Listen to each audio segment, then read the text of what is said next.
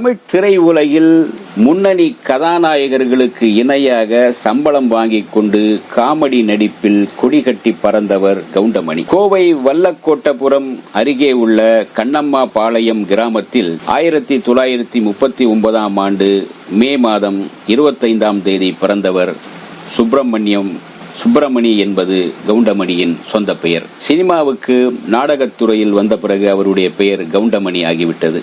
அவருடைய பெற்றோருக்கு கவுண்டமணி மற்றும் அவருடைய அக்காள் 2 பேர் மட்டும்தான். எனவே மகனை செல்லமாக வளர்த்தனர். பள்ளிக்கூடம் படிக்கப் போகின்ற காலத்திலிருந்தே சுப்பிரமணியத்திற்கு நாடகத்தின் மீது தனி ஈர்ப்பு. நாடகம் பார்ப்பதில் சளைக்க மாட்டார்.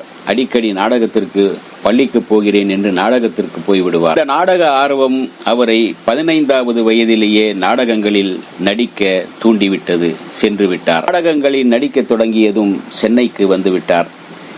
முதலில் பாய்ஸ் கம்பெனியிலும் பிறகு MRR வாசு, OAK தேவர் ஆகியோர் நாடக குழுவிலும் நடித்து வந்தார். அவர் என்னதான் நாடகங்களில் நடித்திருந்தாலும் 16 வயதினிலே படத்தில் அவர் தோன்றிய பிறகுதான் கவுண்டமணி என்கின்ற ஒரு காமெடியன், அருமையான ஒரு நட்சத்திரம் தமிழ்நாட்டுக்கு கிடைத்தது. தமிழ் மக்கள் திரும்பி பார்த்தார்கள். 16 வயதினிலே படத்தில் இது எப்படி இருக்கு என்று ரஜினியின் பஞ்சு டைலாக் எப்படி பேசப்பட்டதோ அதே போல இவருடைய பஞ்சு டைலாக்கும், அதாவது பத்த வச்சிட்டிய பரட்ட என்கின்ற கவுண்டமணியின் பஞ்சு டைலாக்கும் அன்றைக்கு திரும்பி பார்க்கப்பட்டது, பேசப்பட்டது. சரி, அவர் கவுண்டமணி ஆனது எப்போது? அக்ரஹாரத்தில் நடந்த ஒரு நாடகத்தில் கவுண்டர் வேடத்தில் பிரமாதமாக நடித்தார் சுப்பிரமணி. நாடகம் முடிந்த பிறகு வாழ்த்தி பேச வந்த ஒருவர், சுப்பிரமணி அருமையாக நடித்துள்ளார், கவுண்டர்கள் எப்படி பேசுவார்களோ அதே போல ஏற்ற இறக்கங்களுடன் அற்புதமாக பேசி நடித்தார், எனவே இன்று முதல் சுப்பிரமணியை கவுண்டமணி என்று அழைப்போம் என்றார். அன்று முதல் அவர் சுப்பிரமணி கவுண்டமணி என்ற பெயரில் நடிக்க தொடங்கினார். அந்த காலகட்டத்திலேயே அவர் காதல் திருமணம் செய்து கொண்டவர். கவுண்டமணியின் மனைவியின் பெயர் சாந்தி. இவர்களுக்கு செல்வி, சுமித்ரா என்று 2 மகள்கள் உள்ளனர். கவுண்டமணியின் பேச்சில் ஓஷோவின் மேற்கோள்கள் இருக்கும். அவரை பார்த்தால் ஒரு காமெடியன் போலதான் இருக்கும். படிப்பில் அறிவாளி என்று அவரை பற்றி பாராட்டி சொல்லி இருக்கின்றார் இயக்குனரும் நடிகருமான மணிவண்ணன். கவுண்டமணி 16 வயதினிலே படத்திற்கு முன்பு புரட்சி தலைவரின் உழைக்கும் கரங்கள் படத்தில் உட்பட சில படங்களில் சிறு சிறு வேடங்களில் நடித்திருக்கின்றார். 16 வயதினிலே அவரை ஓரளவு திரும்பி பார்க்க வைத்தது. தமிழ் திரை உலகில் ஒரு பிரபலமான கூட்டணி என்றால் கவுண்டமணி செந்தில் கூட்டணி தான். இந்த வெற்றி கூட்டணி இவர்கள் சேர்ந்து நடித்தாலே அந்த படம் ஹிட்டு தான். அது மட்டுமல்ல, கவுண்டமணி செந்திலை ஒரு உதைத்தாலே அந்த படம் ஹிட் என்கின்ற சென்டிமெண்ட் எல்லாம் தமிழ் சினிமாவில் உண்டு. இந்த இருவரும் கூட்டணியாக சேர்ந்து நடித்த படங்கள் 450க்கு மேல். கவுண்டமணி மட்டும் நடித்த படங்கள் என்றால் 750. அதாவது அந்த கூட்டணியோடு சேர்ந்து 750 படங்களில் கவுண்டமணி நடித்திருக்கின்றார். அதே போல கவுண்டமணி கதாநாயகனாக 12 படங்களில் நடித்திருக்கின்றார். அதில் ஓடிய படங்கள் என்றால் 1-2 தான்.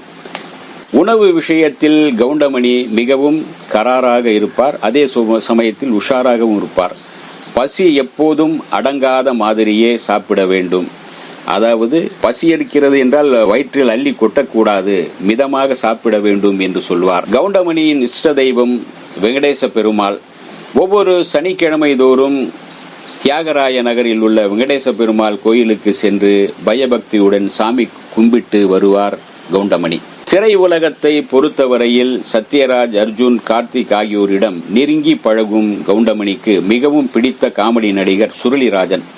அவரது காமெடி பற்றி பெருமிதமாக பேசுவார். சுருளிராஜன் அந்த அளவுக்கு அழகாக காமெடி செய்வார். அவருடைய குரல் எப்படி என்பதை சிலாக்கித்து பேசுவார். அதே போல கவுண்டமணி ஹாலிவுட் படங்களை தவறாமல் பார்த்து ரசிக்கக்கூடிய சுபாவம் கொண்டவர். அடிக்கடி ஹாலிவுட் படங்களை விரும்பி பார்ப்பார். அவருடைய பெயருக்கு முன்னால் பட்டம் போட்டுக்கொள்ள அவர் சம்மதிப்பதில்லை. எந்த பட்டமும் நமக்கு வேண்டாங்க, அதே கவுண்டமணியா நான் எப்பவும் இருக்கதான் ஆசைப்படுறேன். என்ன ரசிகர்கள் கவுண்டமணின்னு சொன்னாலே போரும், அதே எனக்கு பெரிய பட்டம் அப்படிம்பார். நான் கலைவாணர் மாதிரியோ சார்லி சாப்ளின் மாதிரியோ மிகப்பெரிய சாதனை எதுவும் பண்ணல.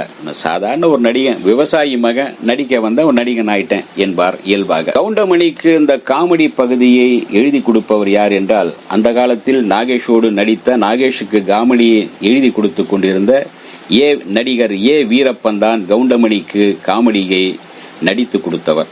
அதாவது காமெடியை எழுதி கொடுப்பவர். காமெடி காட்சிகளை, காமெடி வசனங்களை அவர்தான் எழுதி கொடுப்பார். கரகாட்டக்காரன் படத்தில் இடம்பெற்ற வாழைப்பழ காமெடி, ஒன்று இங்கே இருக்கு இன்னொன்று எங்கே என்று செந்திலிடம் அவர் பேசும் வசனம் சாகாவரம் பெற்றது. இன்று வரை கேட்டு சிரிக்காதவர்கள் இல்லை. கவுண்டமணி வேடம் ஏற்று நடித்த ஆலினால் அழகுராஜா, விஷமுறுக்கி வேலுச்சாமி, ஐடியாமணி, அஞ்சாசிங்கம், மருதுபாண்டி போன்ற கேரக்டர்களுக்கு ரொம்ப பிரமாதமாகவும் ரொம்பவும் ரசிக்கப்படவும், லக்கிமேன் படத்தில் யமதர்மராஜனாக அவர் நடித்ததும், சில்க் சுமாதோவுடன் சேர்ந்து அவர் லுட்டி அடிப்பது போன்ற லொல்லுகளையும் மறக்க முடியாது. இந்த காட்சிகளுக்கான வசனங்களை எல்லாம் எழுதியவர் நடிகர் வீரப்பன். கவுண்டமணியிடம் உள்ள இன்னொரு சுபாவம், எதையும் நேருக்கு நேர் பேசி விடுவார். யாரையும் கிண்டல் அடித்தாலும் நேருக்கு நேராகவே அதில் அதாவது இயல்பாகவே நக்கலாக பேசக்கூடிய, இயல்பாகவே எப்படி சினிமாவில் எப்படி அதே போல இயல்பாக பேசக்கூடிய திறமைசாலி. படத்தில் மட்டுமல்ல, நிஜத்திலும் அவர் லொல்லு பிடிச்ச ஆசாமிதான். இந்த வீடியோ உங்களுக்கு பிடிச்சிருந்தா லைக் பண்ணுங்க, ஷேர் பண்ணுங்க, கமெண்ட் பண்ணுங்க, சப்ஸ்கிரைப் பண்ணுங்க, மறக்காம பெல் ஐகானை கிளிக் பண்ணுங்க.